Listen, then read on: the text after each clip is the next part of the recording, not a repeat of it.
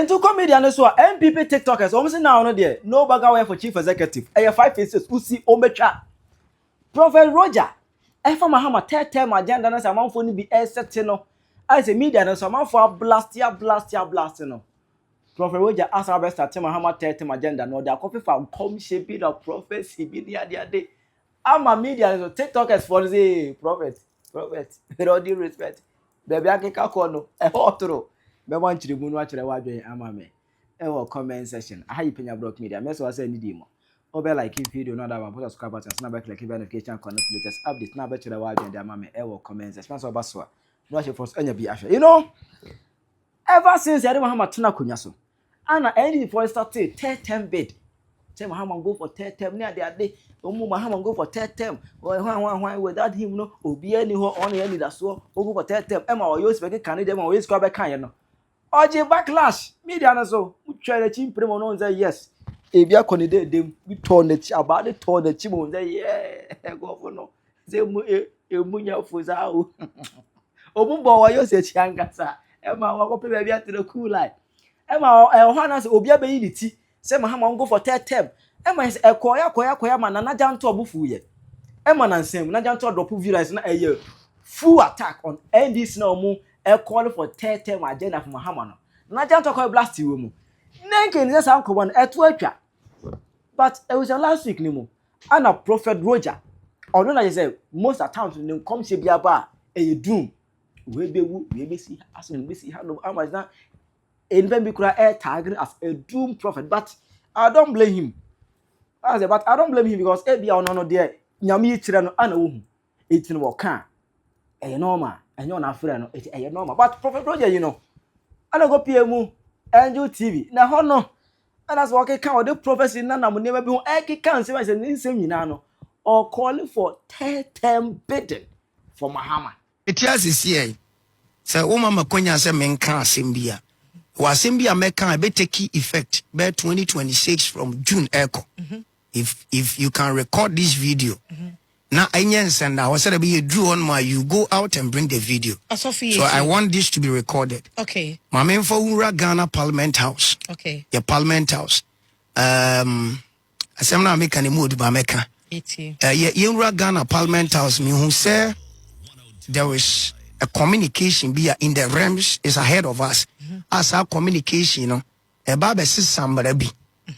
na samra ne sisa ye ni wie peyo a ebeba be wura Ghana election mu 2026 ye be unity enkomodie bi be koso our Ghana Parliament House. Okay, 2026 yiko ya sa enkomodie ni koso a ebeba ba be wie Ghana ya bato ebaba be wie Ghana abato a ebema niema bi a ewo ho nne ensesa ebewo ho saa kopim 2028 eni nachi ensesa so we breaking it down kakama me parliament be amendment wo mrabim some mra be affect 2028 election ye beto no affect election na ye huni nne no ye be huni saa ensesa me pese eyi ni tina maba na be breaking it down ma dreaming and I want who be fat 10 be one as I dear walk and me the margin bubua as I yes some rabbi na say ma dear wo ho no mo a na say any man sesa ensesa bibia. Do you see say a man penny betimi asan akobio? I have seen it. Say he's going for the 3rd time and he will win the election. That is it. Until say Entina meka say me pese unity. Now me breaking yama be down ye. Emma Ghana for TSA. Okay. And for the good of the country. In a way. And in another way so no bibi wa chide. Bibi wan ma be chire sa de kro. We na hu ye ne ye de ye hu bibi e be ye no bi. Anase we de nyame aka. Nti ye hwe ya enye yi. Enkomo bi koso. I have seen some come na koso am epo cry ye abo awie. Se poni nya bo wie dia ye ho hwea. Sa na wo sisi. Na se pona ntimi ammo anwia. Pona ntimi ammo anwia. Ane ni ebeja ato ba still na de ye hu ne de sa na ebi hu no. Ti no de sanity. Asama wo kan de. Emodu pa. Emodu pa. But this is ahead of us. No. Say how they starting no.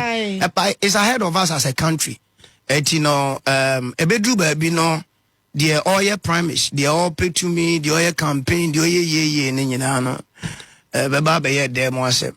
Baba be obi ne yere ne man na dofo nkomo. Champagne e betune dem empia bonten. Se enya wura de mahunu na de meka no ejiniti a obi aha no ho.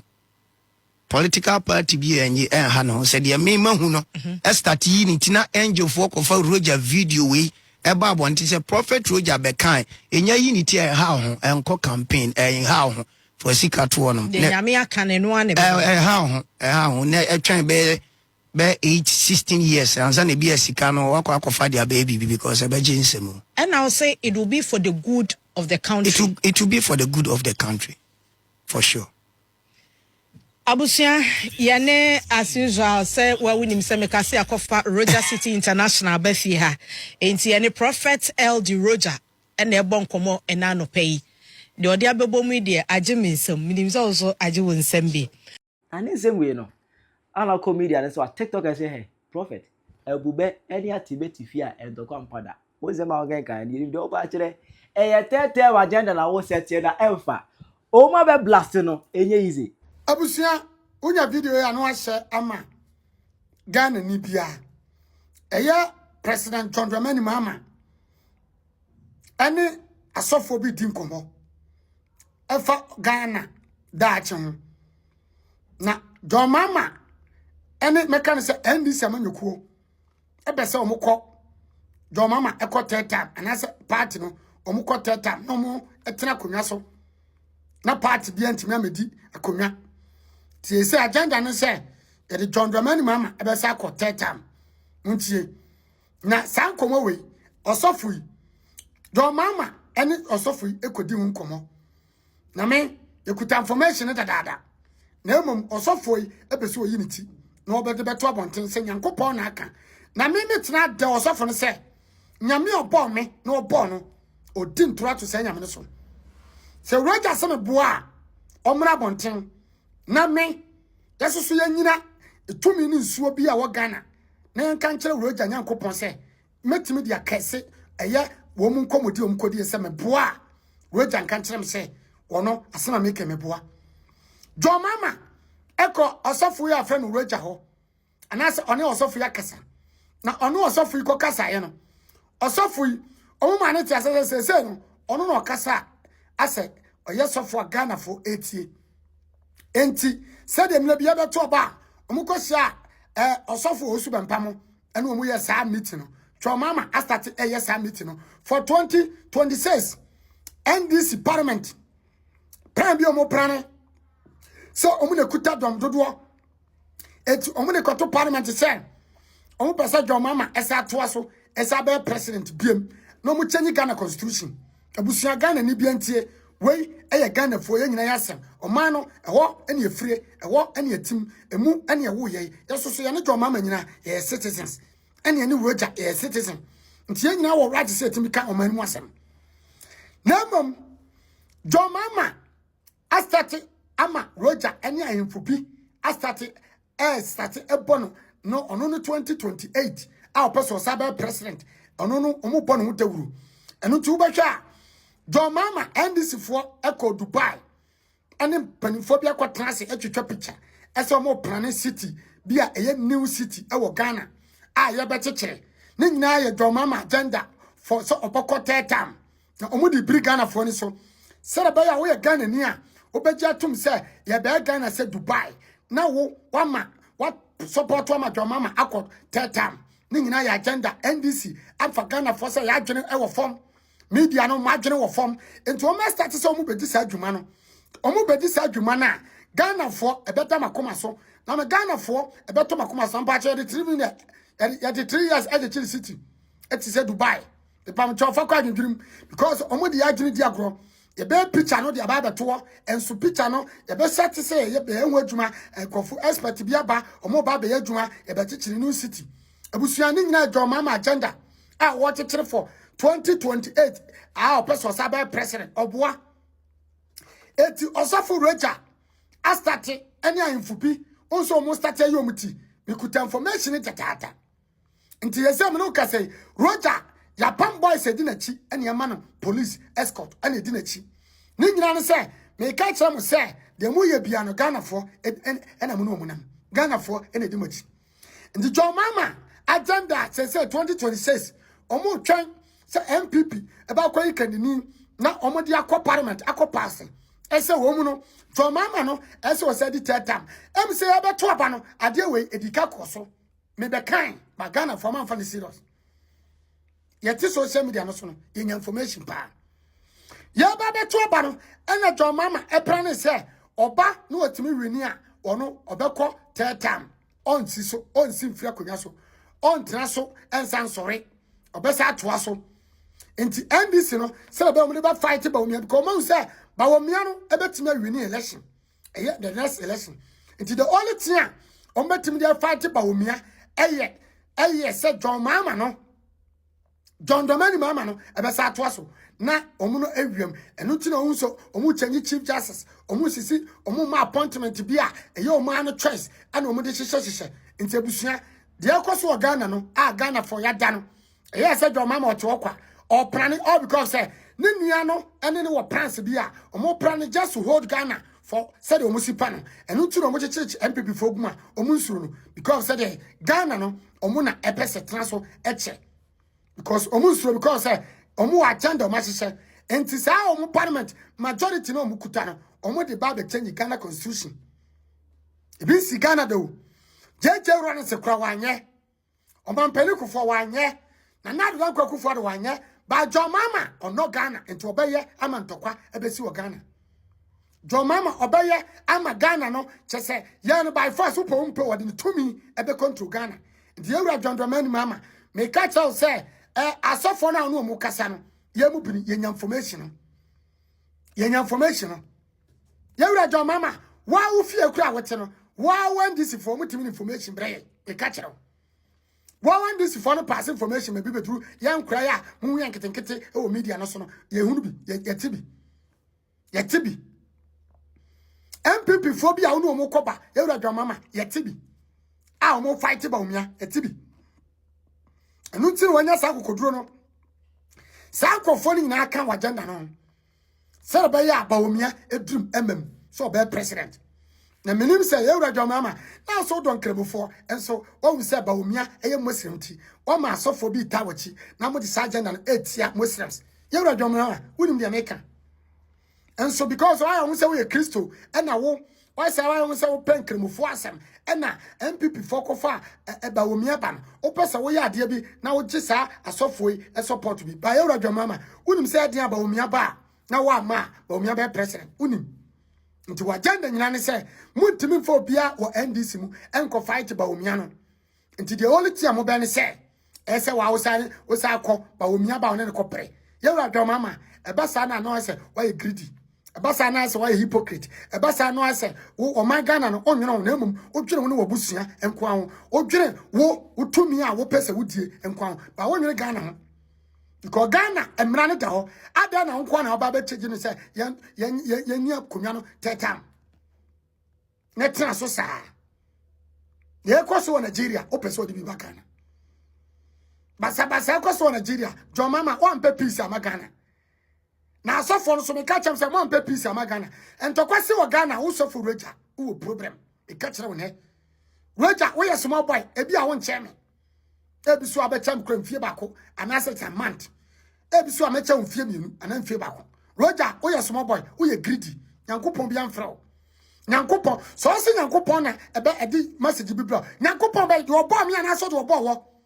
anase Nyankopon a wo won special Nyankopon ene ka kire wo yetia ene na jegezi ekodi NDC ba power munhwe ka na jegezi dem Roja ka kire me so mam ka so mo bra ka ene wanche na mom sika de woche na mom ka no ba gine later Roja dia me se wo ye bia edayanim ndi Ghana mo dia mo nhwe se de me ka me boa NDC for ebe pusi nunum mo bete ne kankan NDC be pusi nunum Roja onhye nkombia eye nkomodie a NDC for ne na kwakodi nkomodie yewura John Mama ene na kwakodi sese no Ghana no wo ese wo ye sofo na wo yuti a ese obedi o machi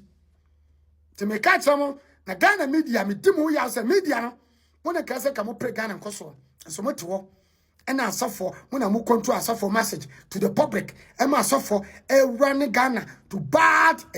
position ma Ghana ntokwa ene basabasa ene oyone ebepa o Ghana na mo media no de ma mo Ghana ma mo o Ghana da ma mo o Ghana ada na John Mama kwana okọ ofie ba ya opeso se di no se dibiem nti ba apai aba bontin e kasetia other political party candidate e do mo pa kasetia all the MPP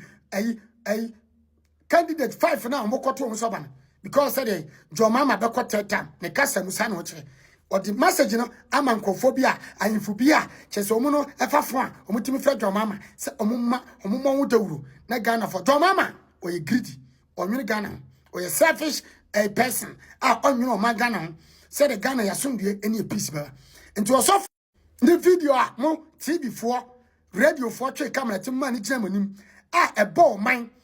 broadcast say hate speech because of social media che papa ya se wo ka me pa chaw enye speech a hate na because of frantoma or your hene enche no ba wo a wo te a wo kasa ama Ghana no wo ya branch na kasa social media de be chaw sa message ya papa di fa mo radio ene mo TV so no me pa chaw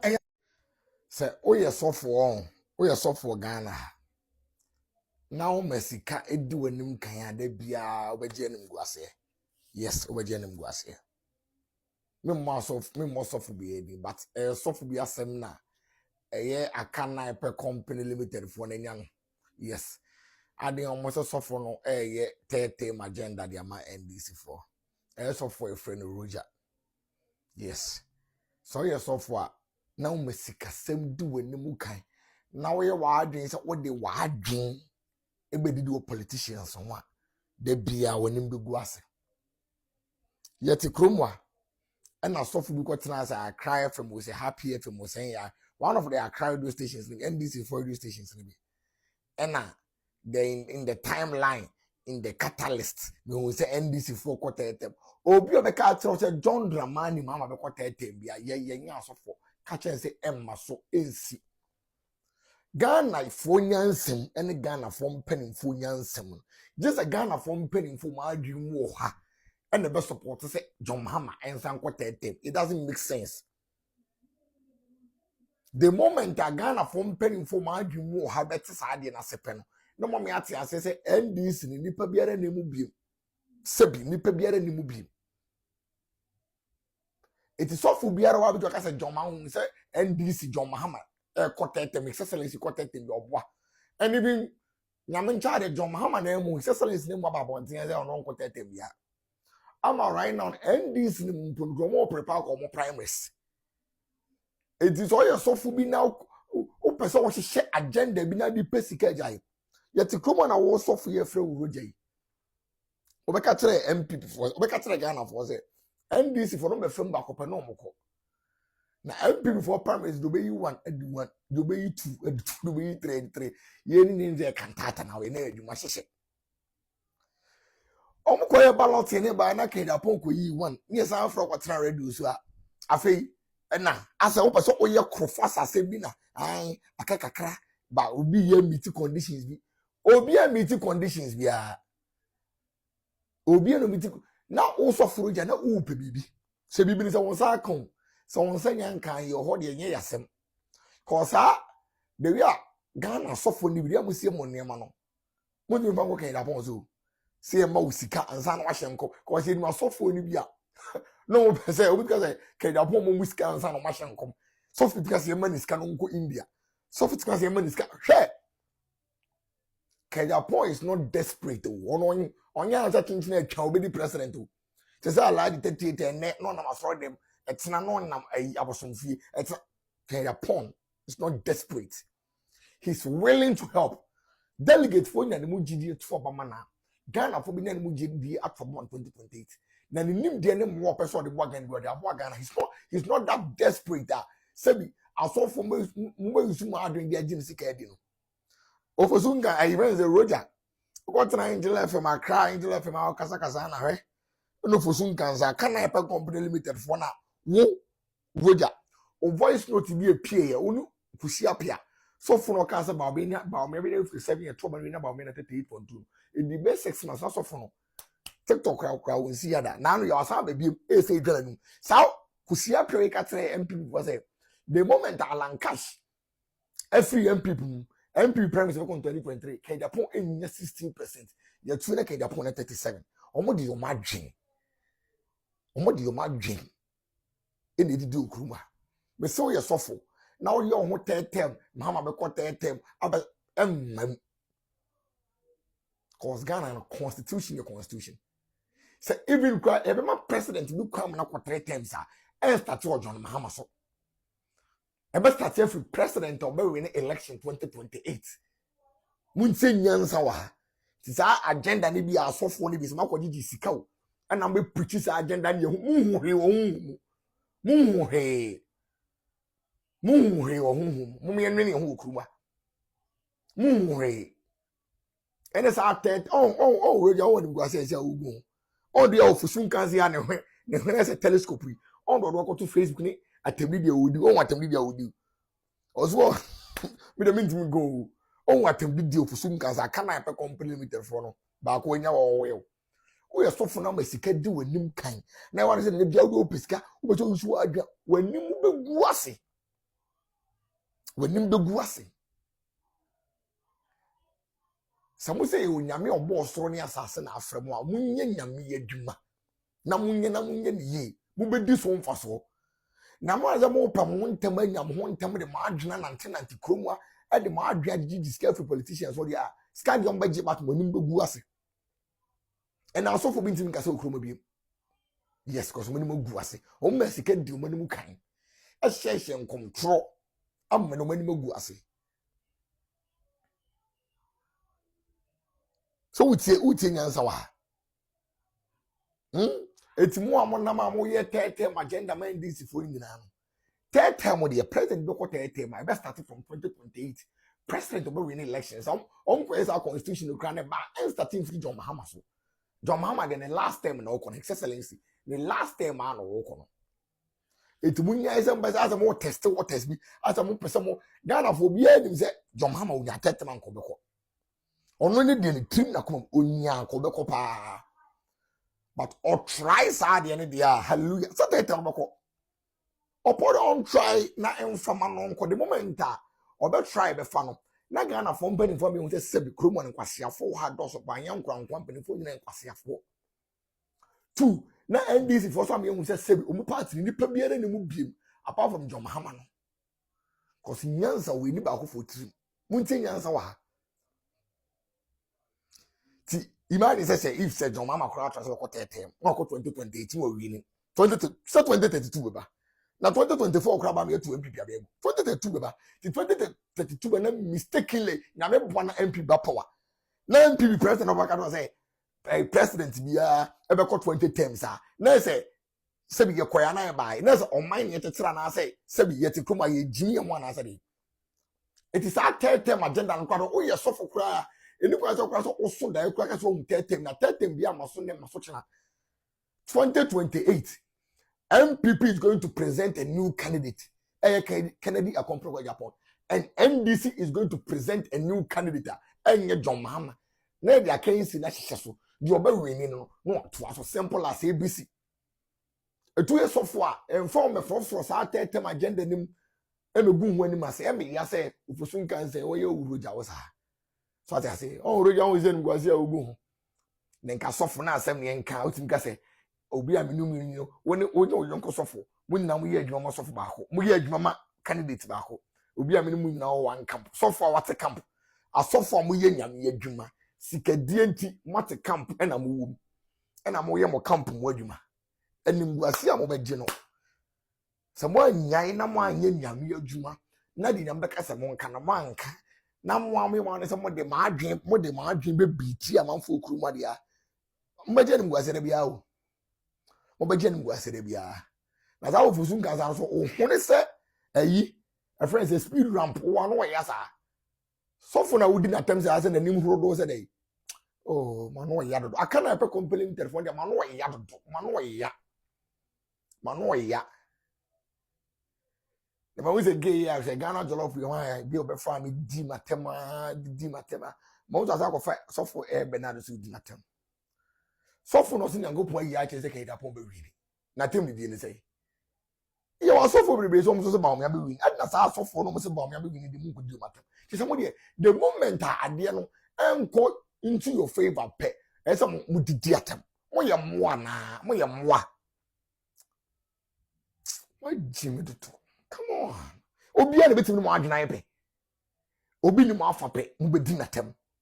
obi ni mo afa pe mo de kro no beto no so obi ni mo afa pe mo be gu nanim ase so fi bi hye nkom na ankom lemu a mo be gu nanim ase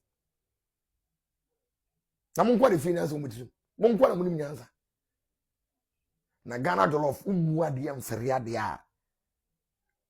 so anu odin na wani edin na wo sipisita na yo ba kodufu a wo ye video afo ani mo bra na obi ehun se Ghana jollof unie na wo mfere obi a Bernard maybe de so mo se bi di sofo bi atem ko so sofo ni mpo so onfiri nyame a sebi so sofo ni mpo onfiri nyame a o bibi ode ye na ade